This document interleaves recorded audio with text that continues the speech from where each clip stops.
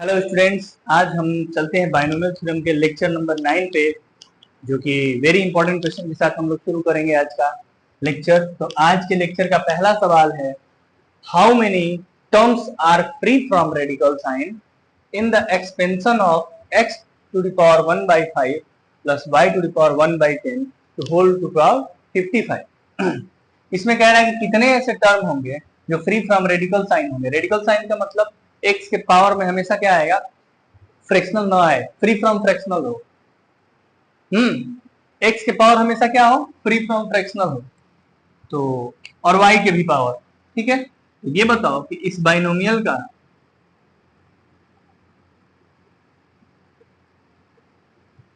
Power है 55, इस binomial का जनरल टर्म क्या होगा, 55 CR x to the power 1 by 5 to the power r into y to the power 1 by 10 to the power r। सही है? ठीक है। अब एक बात बताइए, x और y के पावर क्या चाहिए हमें, फ्री फ्रॉम रेडिकल चाहिए। फ्री फ्रॉम रेडिकल साइन मतलब 55 CR x to the power 55 minus r by 5 into y to the power r by 10। यही है। ये जो पावर में है ना, ये हमें क्या चाहिए, ये और ये फ्रैक्शनल नहीं चाहिए। मतलब मुझे, और इसको ऐसे भी तो लिख सकते हैं कि 55 CR x to the power 11 minus r by 5 y to the power r by 10। सही है, 5 से डिवाइड करने के बाद। मतलब ये अगर r by 5 और r by 10, अगर मेरे पास ऐसे कोई नंबर्स आ जाए 1 2 3 4 5 6 ऐसा कोई नंबर्स आ जाए, तो हम क्या बोलेंगे कि ये रेडिकल से फ्री हो गया। जब तक ये फ्रैक्शनल रहेगा तब तक हम इसको रेडिकल से फ्री बोलेंगे, फ्रैक्शनल से फ्री बोलेंगे। तो ये r by 5 और r by 10 क्या हो, फ्रैक्शनल ना हो। इसके लिए हमारे पास तरीका है कि r के नीचे 5 है, यहाँ r के नीचे 10 है, हम 5 और 10 का एलसीएम ले लें। ठीक है, तो 5 और 10 का एलसीएम क्या आएगा, 10 आएगा। अब 55 तक गया है तो क्या क्या हो सकता है, तो एक बार r बराबर 0 हो सकता है, r बराबर 10 हो सकता है, r बराबर 20 हो सकता है, 30 हो सकता है, 40 हो सकता है, 50 हो सकता है। क्यों? क्योंकि r बराबर अगर 10 रखते हैं, एलसीएम क्यों लिए, क्योंकि 5 और 10 में 10 का मल्टीपल रहेगा तो 5 से भी डिवाइड होगा, 10 से भी डिवाइड होगा। ठीक है। अब देखो, r बराबर अगर 10 का मल्टीपल मुझे लेना है, एलसीएम का मल्टीपल लिया जाता है, तो एलसीएम का मल्टीपल लिया जाता है। हमारे पास एलसीएम का मल्टीपल आया 0 10 20 30 40 50। अब 50 के बाद 60 क्यों नहीं लिए, क्योंकि r को 55 से कम रखना है। r को क्या करना है, 55 से कम रखना है। अब आप मुझे बताइए कि अगर r बराबर 0 रखेंगे तो ये x टू द पावर 11 और y टू द पावर 0 हो जाएगा। r बराबर 10 रखेंगे तो 10 by 5 2, तो 11 minus 2 10 by 10 free from radical आएगा। 20 रखेंगे तो 20 by 5 4 और 20 by 10 2 फ्री फ्रॉम रेडिकल आएगा। 30 रखेंगे तो 30 by 5 6 और 30 by 10 3 फ्री फ्रॉम रेडिकल आ रहा है। तो इसलिए हमारे पास कह रहा है कि हाउ मेनी टर्म्स, कितने टर्म्स बनेंगे जो फ्री फ्रॉम रेडिकल होंगे। तो जब r बराबर 0 होगा, जब r बराबर 10 होगा, जब r बराबर 20 होगा, जब r बराबर 30 होगा, r बराबर 40, r बराबर 50, कितने टर्म्स हुए, 3 और 3 6। तो there are 6 terms which are free from radical. 6 ऐसे टर्म्स होंगे जो फ्री फ्रॉम रेडिकल्स होंगे। फिर से एक बार हम क्या किए हैं, तो हमारे पास जो भी बाइनोमियल थ्योरम था उसको जनरल टर्म में एक्सपेंड कर दिए। जनरल टर्म में एक्सपेंड करने के बाद हमारे पास जो x के पावर में और y के पावर में आया, उसको मैंने देखा, यहाँ डिवाइड किया, ऐसे आ गया। मैंने देखा कि r के नीचे 5 है और r के नीचे 10 है, तो क्यों ना r को 5 और 10 का एलसीएम ले लें, ताकि 5 से डिवाइड भी हो और 10 से भी डिवाइड हो। तो उसके लिए 10 आ गया एलसीएम। अब उस 10 का मल्टीपल ले लिए 55 में जितने मौजूद है। समझ में आया, क्लियर है? लिखिए, नोट करिए। हमारे पास एक नया सवाल आया है, find the sum of the coefficient in the expansion. इसके एक्सपेंशन में जितने सारे कोफिशिएंट होंगे उन सबका क्या करिए, सम बताइए। आपको एक बात बता दूं मैं कि आप अभी बाइनोमियल पढ़ के आए हैं कि 1 plus x to the power n का एक्सपेंशन किए थे NC0 NC1 NC0 x to the power 0, NC1 x to the power 1, NC2 x to the power 2, NCn x to the power n। अब आपको सम ऑफ बाइनोमियल कोफिशिएंट अगर मैं put x equal to 1 करता, 1 रखता, तो 1 plus 1 2 to the power n, और इधर क्या आ जाएगा NC0 NC1 NC2 NC3 dot dot NCn। तो ये सम ऑफ बाइनोमियल कोफिशिएंट क्या आ गया 2 टू द पावर n। क्या किए, x इक्वल टू क्या रखे 1 रखे। जब x इक्वल टू 1 रखे तो सम ऑफ बाइनोमियल कोफिशिएंट आ रहा है ना, यही ना बाइनोमियल कोफिशिएंट है, तो कोफिशिएंट का ही ना सम आ रहा है। तो अगर यहां भी मैं 1 minus 3x plus x square to the power 1, अगर इसमें पुट x इक्वल टू 1 रखूं तो 1 माइनस 3 प्लस 1, यही ना होगा, 3 1 3 1 का स्क्वायर, यही होगा। और 1 माइनस 3 माइनस 2 और प्लस 1 और माइनस 1 टू द पावर 1 1 1। तो आंसर क्या हो जाएगा sum of binomial coefficient. Sum of binomial coefficient आया ना, x बराबर 1 रखने पे आया, आंसर समझ में आया। वैसे जितने सारे क्वेश्चन है उसमें सम ऑफ बाइनोमियल कोफिशिएंट पूछ रहा है तो x इक्वल टू 1 रखो और आंसर पाओ। ठीक है, नोट करो इसको, चलते हैं अगले की तरफ। अगला क्वेश्चन क्या है, which term in the is the independent of x in the expansion of x minus 1 by 3x square to the power 9, x upon 1 minus x minus 1 upon 3x to the power 2 is 9। कौन सा term independent of x है, माने x इसमें नहीं। तो इसके लिए मान लीजिए हम er प्लस 1वां टर्म निकालते हैं तो क्या आता है mcr x to the power minus 1 by 3x to the power, तो 9cr x to the power और माइनस 1 बाई 3 को बाहर कर लो, और तो ये हो जाएगा 1 by x square to the power r। बोलो भाई क्या कह रहे हो बाबू, सही है इतना, सब में वही जनरल टर्म लग रहा है, देख रहे हो ना सारे क्वेश्चन में। तो 9cr minus 1 by 3 to the power r, और यहाँ बचा x to the power 9 minus r, ये x ऊपर जाएगा तो x टू द पावर, तो यहाँ 9cr minus 1 by 3 to the power r, same base है तो पावर क्या हो जाएगा, तो 9 माइनस r माइनस 2 और 9 माइनस। अब बताओ हम क्या करें, very good, term independent of x को 0 से इक्वेट करते हैं, यही ना करते हैं। तो 3r बराबर 9, तो r बराबर 3। जब r बराबर 3 आया तो हमको कोफिशिएंट पूछा है कि विच टर्म पूछा है, तो विच टर्म माने r बराबर 3 रखेंगे तो t3 प्लस 1 माने t4, चौथा टर्म ना इंडिपेंडेंट ऑफ x आया। हाँ, r बराबर तो 3 आया लेकिन कौन सा टर्म, तो चौथा टर्म इंडिपेंडेंट ऑफ x आया। आया समझ में, क्लियर है, नोट करिए। अभी हमारे पास क्वेश्चन है कि find the sum of the coefficient of two middle term. दो जो मिडिल टर्म है उनके कोफिशिएंट का सम बताना है हमें। और क्या है बाइनोमियल, तो बाइनोमियल हमारे पास है 1 plus x to the power 2n minus 1। आपको हम लिखवाए थे कि 1 plus x to the power n में अगर n इज इवन है तो कितने मिडिल टर्म, एक ही middle term n by 2 plus 1 middle term बराबर n बाई 2।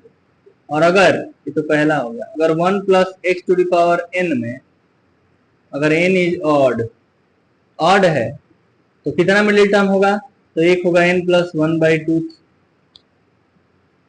और एक होगा n प्लस 3 बाई, दो मिडिल टर्म होगा, 2 मिडिल टर्म।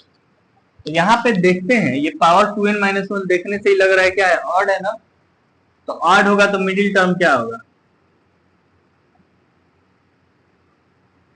एक बार होगा 2n माइनस 1 प्लस 1 बाई 2 और एक बार होगा 2n माइनस वन प्लस 3/2। तो यहां से आएगा n और ये n plus one term. nth term कैसे निकालेंगे? तो 1 plus x to the power 2n में nth टर्म Pn बराबर 2n minus one Cn minus one और x to the power n minus one. तो ये लेकिन बाइनोमियल का बस कॉफिशिएंट बोला है, कॉफिशिएंट का सम बोला है। तो कॉफिशिएंट का सम माने एक ये कॉफिशिएंट हो गया nth वाले का, और n प्लस वन वाले का कॉफिशिएंट क्या होगा? 2n माइनस वन Cn, यही ना। इन दोनों का क्या पूछा है? सम। इन दोनों का सम माने 2n minus one Cn minus one plus 2n minus one Cn, 2n minus one Cn minus one. तो आप एक प्रॉपर्टी जानते हैं यहाँ पे कि NCR plus NCR minus one बराबर n प्लस वन C, यही होता है ना प्रॉपर्टी है। तो NCR माने NCR यहाँ है, मान लो NCR ये R माइनस वन, तो n की जगह ये है NCR, हाँ NCR माइनस वन का फॉर्मूला क्या होगा? n प्लस वन CR, माने n की जगह 2n माइनस वन है, उसमें प्लस वन करेंगे तो 2n होगा C, और R की जगह क्या है? ये है ना, बोलो, है ना। अरे NCR माइनस वन, यहाँ NCR माइनस वन, आ रहा है ना 2NCN। सॉल्व करिए इसका, करिए इसको, नोट करिए। 3 टू द पावर 400 का आपको लास्ट डिजिट पूछ रहा है कि अगर ये नंबर एक्सपेंड होकर कोई नंबर आएगा, जैसे 5 का स्क्वायर 25 होता है, 4 का स्क्वायर 16, क्यूब 64, फिर 256, तो दो बार करने पे स्क्वायर करने पे 16 आता है, क्यूब करने पे 64 आता है, तो स्क्वायर करने पे जो 6 आया वो यूनिट प्लेस पे 6 आया, क्यूब करने पे फिर यूनिट प्लेस पे 4 आया। तो ऐसे ही अगर इतना पावर करेंगे, 3 का पावर 400 करेंगे तो यूनिट प्लेस पे क्या आएगा ये पूछ रहा है। तो 3 के पावर 400 को मैं ऐसे भी तो लिख सकता हूँ, 3 के पावर 4 के पावर 100, 3 टू द पावर 4 क्या हो गया? 81 और 100, 81 को लिख सकता हूँ 1 प्लस 80 टू द पावर 100। अब यहाँ से देखो, इसको ब्रेक करो, खोलो, तो 100C0 80 to the power 0, 100C1 80 to the power 1, 100C2 80 to the power 2, dot dot होता चला जाएगा। अब यहाँ से शुरू हो रहा है 100C1 माने 100 इंटू 80 मतलब 100C2 माने 100 इंटू 99 अपन 2 इंटू 100 का स्क्वायर से 400, और ऐसे मल्टीप्लाई होते होते जाएगा। देखो यहाँ मल्टीप्लाई लास्ट में 2 डिजिट थे 0, तो यहाँ से आगे बढ़ोगी, यहाँ से आगे बढ़ना शुरू करोगी तो हमेशा लास्ट में क्या आएगा?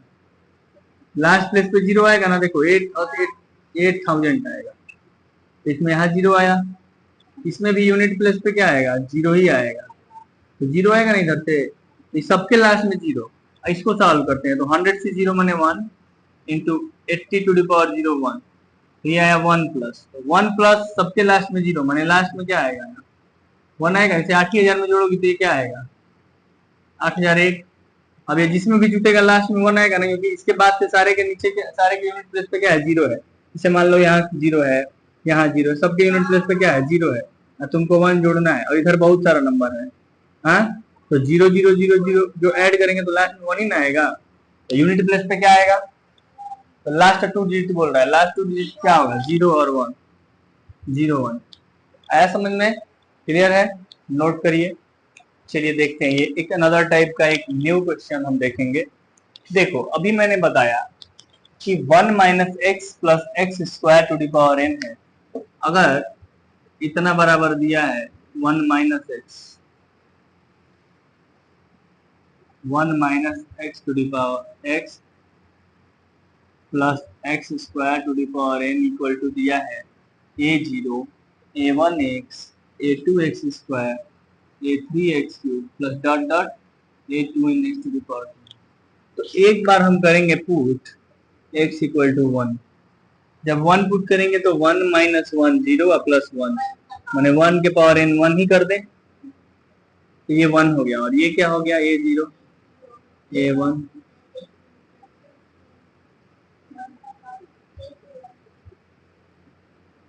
A2n हो गया। और अगर पुट x इक्वल टू -1 करें तो 1 - 1 कैसे कैंसिल, -1 न रखेंगे तो -1 हाँ 2 फिर 1 3 टू द पावर 9 हो जाएगा। और जब -1 रखेंगे तो A0 -A1 plus A2 -A3 plus A4 dot dot plus A2n x to the power 2। एक बात बताओ, ये इक्वेशन 1 हो गया और ये इक्वेशन 2 हो गया। हमें क्या चाहिए, A0 A2 A4 सारे इवन वाले चाहिए, सारे इवन वाले चाहिए थे, इसलिए हम ये -1 रखे ताकि ऑड वाले खत्म हो जाए। क्या करेंगे तो खत्म होगा, तो एडिंग 1 + 2 इक्वेशन 1 + 2 करेंगे तो इधर 1 3 टू द पावर n इधर हो जाएगा ना, 1 + 3 टू द पावर n। ये 1 में 3 टू द पावर n जुड़ेगा तो 1 + 3 टू द पावर n। और ये A0 A0 और A0 2 A0 A1 से A1 गया, A2 A2 2 A2 A3 से A3 गया, A4 A4 2 A4 plus dot dot 2 A2n x to the power 2 है, क्योंकि x तो अब रहेगा ही नहीं तो हटाते हैं। अब आपको चाहिए कि A0 A2 A4 dot dot A2n, तो यहां से 2 कॉमन कर लीजिए, A0 A2 A4 dot dot A2n बराबर 3 to the power n plus 1।